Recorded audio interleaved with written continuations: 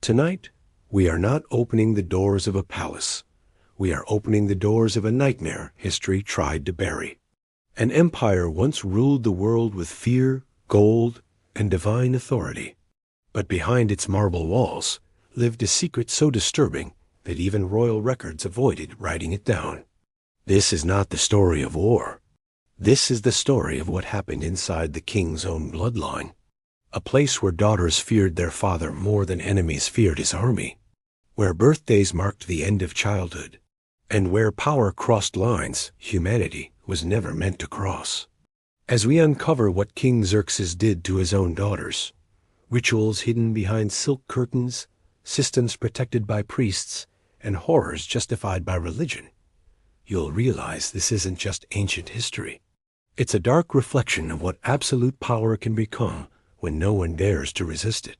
So before we step deeper into this forbidden chapter of the past, make sure you subscribe to the channel and like the video, because stories like this are not told anywhere else, and every episode uncovers truths history tried to silence. Now dim the lights. And listen carefully, because what you're about to hear was considered worse than death. The palace that devoured daughters. In the empire where kings were called gods, daughters were not protected. Behind walls of gold and marble, childhood had an expiration date. On her 12th birthday, a princess learned that power does not love, it consumes.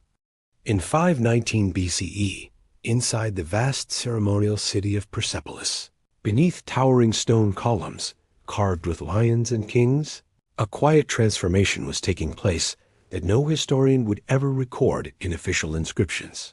The empire of Xerxes I stretched across continents, commanding armies, crushing rebellions, and demanding tribute from millions. Yet the most terrifying authority he exercised was not on battlefields, but within the sealed chambers of his own palace. In the women's quarters, hidden from ambassadors and generals, a 12-year-old princess named Art sat still while servants prepared her for what they called a summons, though everyone in that room understood it was something far darker.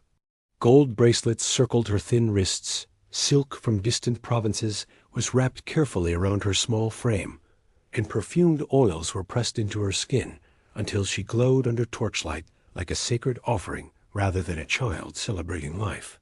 The palace functioned like a machine. Every gesture was rehearsed, every movement controlled, every silence enforced. Her mother stood behind her, face composed like carved stone, applying dark kohl around her daughter's eyes in slow, deliberate strokes. There was no celebration, no laughter, no feast prepared in the women's hall. Instead, there was ritual, controlled breathing, measured instructions, careful grooming, because in this palace, turning 12 did not mean freedom. It meant eligibility. The princess had watched older sisters vanish down the torch-lit corridor at similar ages, escorted by eunuchs who never met their eyes, and returned days later with something broken behind their silence. No one explained it openly. In an empire ruled by divine kingship, explanation was unnecessary. Obedience replaced understanding. Fear replaced curiosity. Xerxes had inherited more than territory from his father Darius I. He inherited the belief that royal blood was sacred, touched by Ahura Mazda, and therefore above ordinary moral limits. Court priests reinforced this doctrine endlessly, declaring that the king's will reflected divine order itself. In such a system, daughters were not merely family. They were vessels of lineage, symbols of purity, extensions of the throne. When power becomes theology, resistance becomes sin. That night, as braziers burned and incense thickened the air, the palace did not prepare a daughter to meet her father. It prepared property to approach its ruler. The summons came quietly. 2 eunuchs bowed and gestured toward the corridor leading to the king's private wing, their expressions empty, trained to neutrality. Art felt the marble floor beneath her bare feet, cold and unforgiving, as musicians in distant halls played soft melodies to mask the sound of movement.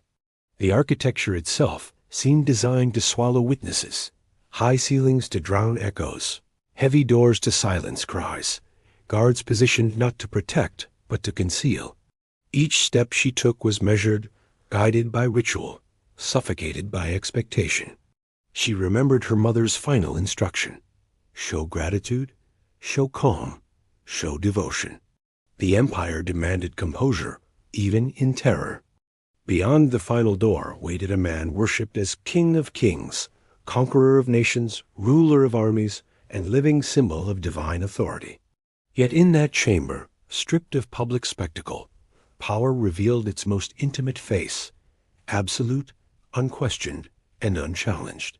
When the doors closed behind the young princess, sealing her inside, it was not merely a personal moment. It was the activation of a system that had been quietly operating for years, one built on silence, fear, and ritual justification. What happened next would not be written on palace walls, but its consequences would echo far beyond them, shaping the fate of daughters yet to come, and exposing the first crack in an empire that believed itself untouchable. The ritual behind the veil, what happened that night, was not a mistake. It was a system. Behind silk curtains and sacred fire, abuse was renamed tradition. In Xerxes' palace, fear wore the mask of religion. Mourning in Persepolis did not bring relief. It brought routine, and routine was the true horror. The palace of Xerxes I functioned like a sacred machine, and every part of it existed to protect the illusion that the king's will was divine. Princess Art returned to the women's quarters at dawn, walking slowly, eyes lowered, while servants avoided looking directly at her face. No one asked questions. No one offered comfort. Instead, the machinery resumed its work. Bathing attendants prepared warm water mixed with fragrant herbs. Palace eunuchs adjusted schedules for future summons, and senior women quietly recorded which daughter had been honored that night. The language was deliberate. Words like violation or fear did not exist inside those walls. Everything was reframed as privilege, as sacred duty, as proof of royal favor. This was not chaos. It was structure. Years before art was born, the court had developed an invisible protocol around royal daughters. Priests associated with the Zoroastrian temples declared that divine blood must remain concentrated, protected from dilution. They argued that kings, descended from heavenly mandate, possessed authority over all within the empire, including their own lineage. It was a dangerous theology, one that wrapped desire in sacred language and turned submission into virtue. Mothers were instructed to prepare their daughters early, teaching obedience not as weakness, but as survival. By the time a girl reached adolescence, she already understood the unspoken rule. Resistance was not bravery, it was betrayal. Eunuchs, the silent architects of the women's quarters, became managers of this system. They monitored cycles, controlled access, and ensured secrecy. They studied the king's moods, predicting when a summons might come, and selecting the daughter least likely to displease him. Their loyalty was absolute, not necessarily because they believed in the ritual, but because their survival depended on it.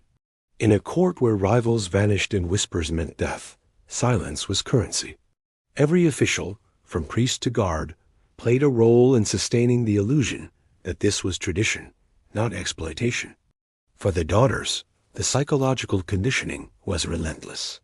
They were taught to smile when called, to walk with grace even when fear tightened their breath, to interpret pain as proof of importance. Some tried to detach, staring at distant walls and reciting prayers in their minds to escape their bodies. Others convinced themselves that if they performed perfectly, if they pleased the king without hesitation, they might earn protection or stability. It was a cruel paradox. The more obedient they became, the deeper the system rooted itself. Princess Art quickly understood that what she experienced was not an isolated event. She saw another younger sister being measured for ceremonial robes, watched servants polish jewelry meant for presentation, and felt the weight of inevitability settle in her chest. The palace did not operate on emotion. It operated on continuity. Each daughter would be summoned in turn, shaped into compliance, and absorbed into the silent order of things. Even the mothers, themselves bound by earlier generations of the same ritual, had learned to survive through numbness. Outside the palace walls, the empire prepared for war, taxation, and expansion, projecting strength across continents. Inside, a quieter conquest unfolded, one over innocence, over autonomy, over the most sacred human bond between parent and child. And as the sacred fires burned in temple courtyards, priests continued to chant of divine purity, never acknowledging that beneath their theology lay something far darker. Princess Art realized that the night she feared was not a single event. It was the beginning of a pattern, one that would repeat until the system itself faced a challenge it could not control. The summons that never ended. The first night was not the worst part. The waiting was. In Xerxes' palace, fear did not scream. It lingered. Every footstep in the corridor could mean your name had been chosen. Inside the vast stone corridors of Persepolis, beneath carvings that celebrated conquest and divine authority, a different kind of conquest unfolded in silence. After that first night, Princess Art learned that survival did not bring freedom. It brought anticipation. The system inside the palace of Xerxes I was not built around isolated acts, but around repetition. The true terror was not the chamber itself, but the uncertainty that followed. Days passed normally. Lessons in court etiquette, religious recitations, supervised walks within the inner gardens. Yet every sound of approaching sandals along marble floors sent a tremor through the women's quarters. The summons could come at any hour. There was no pattern the daughters could rely on, and that unpredictability became its own form of control. The palace eunuchs moved quietly, their presence both ordinary and ominous. They carried scrolls, adjusted curtains, oversaw baths, and sometimes paused before a doorway just long enough to steal someone's breath. When a name was spoken, it was done without emotion. The chosen girl would rise, nod, and follow. No protest, no delay. The ritual remained identical each time. Scented oils, jeweled garments, careful grooming meant to disguise youth beneath illusion. Over time, Art understood something chilling. The ritual itself was designed to erase identity. Every daughter was prepared the same way, styled to fit the king's preference rather than her own personality. Individuality had no place in a system built on possession. Whispers circulated among the older princesses. Some spoke of learning to detach completely, to imagine they were watching events from outside their bodies, floating somewhere near the carved ceilings, while their physical selves obeyed commands below. Others believed compliance could earn stability, that pleasing the king might result in fewer summons or a favorable marriage in the future. It was a fragile logic, built on desperation rather than hope. A few daughters resisted inwardly, not through rebellion. Rebellion was impossible, but through silent defiance, refusing to let their minds surrender even if their bodies had no choice. Yet even that private resistance came at a cost, because living with constant vigilance slowly eroded the boundaries of self. The priests continued to preach of divine lineage, reinforcing the belief that royal blood must remain pure, that the king's will mirrored cosmic order. Religion became armor for power, protecting actions from scrutiny. Court officials adjusted schedules around the king's moods, ensuring no political obligations conflicted with private desires. The empire's machinery ran smoothly. Armies mobilized across borders, taxes collected from distant provinces, bridges built across seas, and within the palace, daughters waited for footsteps. Princess Art began noticing something deeper, something that frightened her more than the summons itself. The older sisters no longer reacted when called. Their faces remained calm, voices steady, movements controlled. It was not bravery. It was adaptation. The palace was reshaping them, sanding away fear until only ritual remained. That transformation was the system's true success. It did not rely on chains. It relied on normalization. One evening, as torches flickered along the corridor and shadows stretched long against the stone, Art heard her name again. The sound was soft, almost gentle, yet it carried the weight of inevitability. She rose without hesitation, because hesitation would draw attention. As she walked toward the king's private wing, she understood the deeper horror. This was not a single night's tragedy, nor even a family's secret. It was an institutional rhythm, beating steadily beneath the grandeur of an empire that claimed divine perfection. And somewhere beyond those marble walls, history was quietly taking notes, waiting for the moment when such absolute control would begin to fracture. When daughters became weapons, the palace horror did not remain behind curtains. It marched to war. Xerxes did not only command armies, he commanded blood. On the battlefield, loyalty was rewarded with something far darker than gold.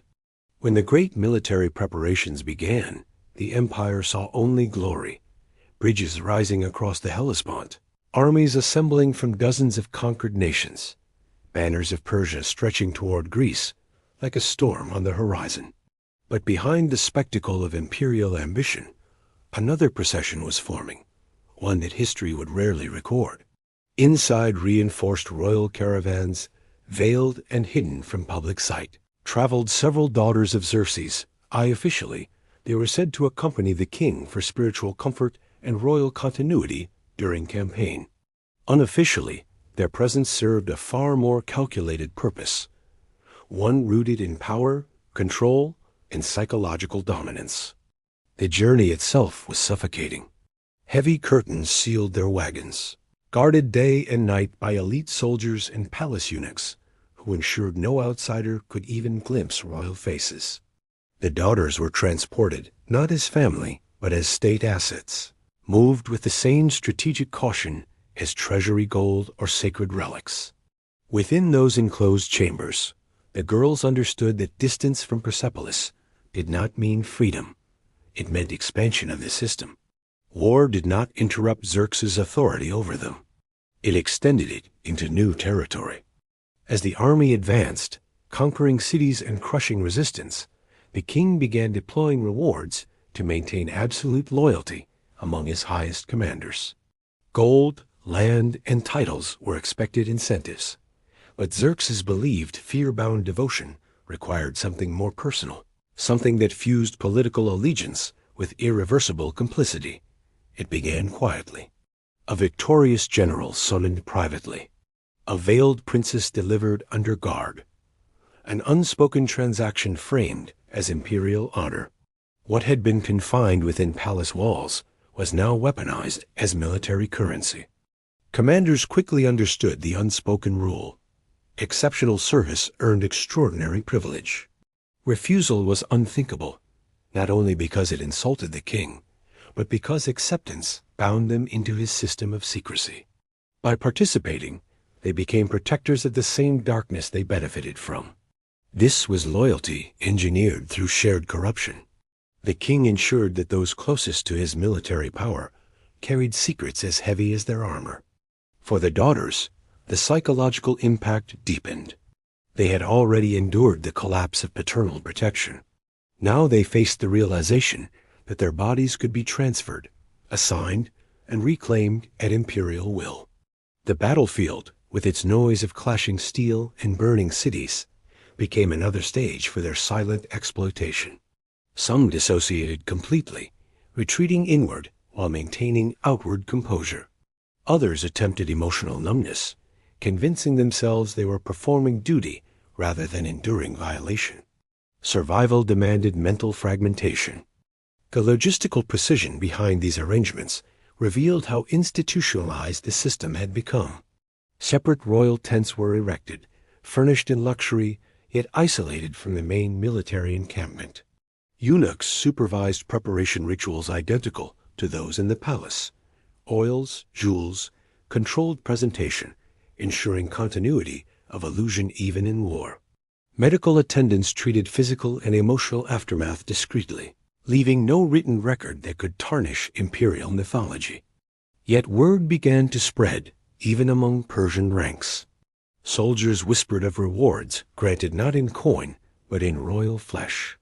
Greek observers, hearing fragments through spies and prisoners, recorded rumors that shocked even cultures accustomed to conquest brutality. The image of Xerxes as divine monarch began to fracture at its moral edges. For the daughters, however, the most chilling realization was this: if the king could deploy them on campaign, there were no boundaries left to cross. Palace walls had once felt like prisons. Now they seemed like a last illusion of containment. And as Xerxes pushed his armies deeper into Greece, believing himself unstoppable, the system he built from fear and possession moved with him, unaware that every excess of power carries within it the seeds of eventual collapse. The marriages that sealed their silent survival did not bring freedom. It brought negotiation. Daughters who endured the palace were not released. They were reassigned. In Xerxes' empire, broken princesses became political currency. When the Greek campaign ended in humiliation and retreat, the empire returned to Persepolis, carrying not only military losses, but fractures in divine image. The aura surrounding Xerxes I had dimmed. Whispers moved through noble courts, questioning how a god-king could be defeated by smaller armies. In response, Xerxes tightened control over what remained fully within his grasp: the palace, the court, and most disturbingly, his daughters. The summons grew more frequent after the campaign, as though their submission could compensate for battlefield failure. Yet even this phase did not last forever, because power rarely wastes assets once it has extracted what it wants. Instead, the system evolved into something colder, more strategic. The daughters who had survived years within the royal chambers began to notice a shift in palace routine. Genealogical scrolls were updated. Marriage envoys arrived quietly. Nobles were summoned for private audiences with the king. At first, hope flickered among the women's quarters. Marriage meant departure, and departure hinted at escape. But that illusion dissolved quickly. These were not unions built on alliance alone. They were transactions shaped by loyalty, secrecy, and control. Xerxes selected husbands not simply for political convenience, but for psychological reliability.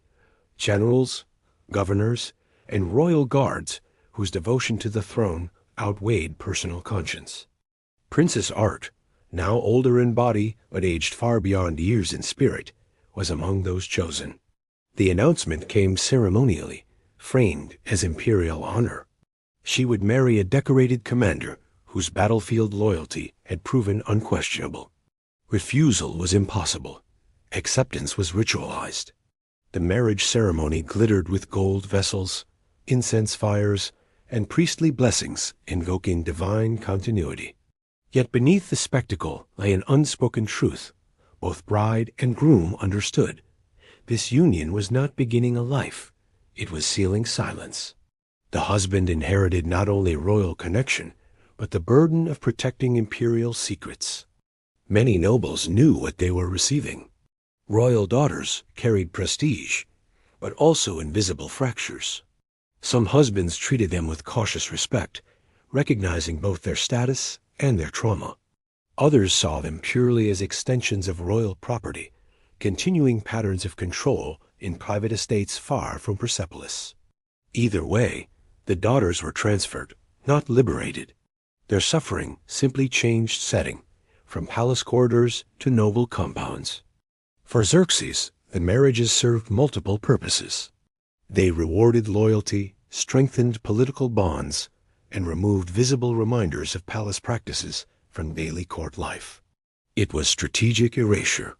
By dispersing the daughters into aristocratic households, the king diluted scrutiny while expanding influence.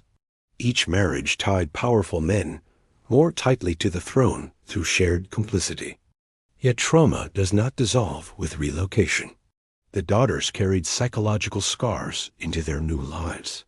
Intimacy became complicated, trust fragile, motherhood shadowed by unresolved fear. Some struggled to raise children without passing on the silence they had been forced to live. Others retreated emotionally, existing as ceremonial wives rather than partners. The generational ripple began quietly. Children raised by mothers who had never known safety. Within the broader empire, these marriages were celebrated as symbols of stability, proof that the royal house remained strong despite military setbacks. But behind noble walls, another reality unfolded, one where daughters once raised as divine princesses navigated lives shaped by survival rather than choice. And as Xerxes continued ruling from his throne, confident that his secrets were buried within marriage alliances, he failed to see the deeper consequence forming beneath the surface. Because trauma dispersed does not disappear. It spreads, embedding itself into bloodlines, loyalties, and the very structure of the empire he believed unbreakable. A curse that outlived the king empires do not fall in a single night. They rot in silence. The greatest threat to Persia was not Greece. It was the corruption within its throne. What Xerxes did to his daughters did not end with them. It poisoned the future. Years passed, and the empire of Xerxes I continued to project strength across vast territories. But beneath the banners and tribute caravans, something fragile had already begun to fracture.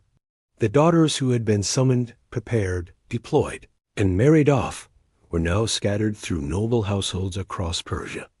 Outwardly, they fulfilled their roles, attending ceremonies, bearing children, maintaining royal dignity, yet internally, many carried a silence that shaped everything around them. Trauma rarely announces itself loudly.